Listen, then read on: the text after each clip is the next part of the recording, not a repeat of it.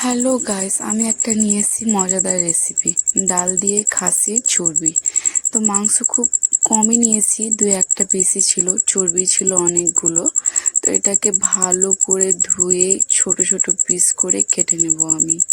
কাটার পর এতে মাখিয়ে দিব পেঁয়াজ, কাঁচা লঙ্কা, আদা রসুন বাটা, সর্ষের তেল, তেজপাতা দিয়ে এটাকে একটু আমি নাড়াচাড়া করে নেব। তোমরা না নাড়লেও হবে, আমার এইভাবে নাড়া ইচ্ছে করছিল, মাখানো ইচ্ছে করছিল, তাই জন্য আমি মাখিয়ে নিলাম জিনিসটা। যখন মাখানো হয়ে যাবে গ্যাসটাকে অন করে গ্যাসের উপরে বসিয়ে দেব। বসিয়ে দেওয়ার পর এটাকে ঢেকে ঢেকে বানাতে থাকবো। যখন ধীরে ধীরে ধীরে ধীরে আঁচটাকে হালকা করে দিবে, ধীরে আঁচে পাকাতে থাকবে।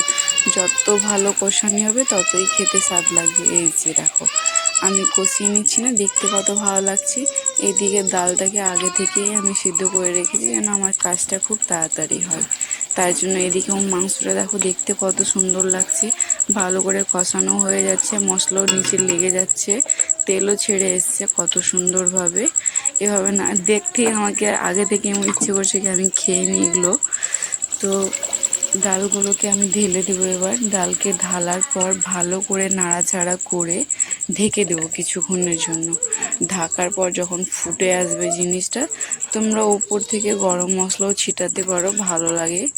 আমার কাছে ছিল না বলে আমি দিইনি, আমি গোটাই গরম মশলা দিয়েছিলাম, গোটা যত থাকে সব কিছু গোটাই দিয়েছিলাম। এই যে ফুটে আসলো, এটা রেডি খাওয়ার জন্য।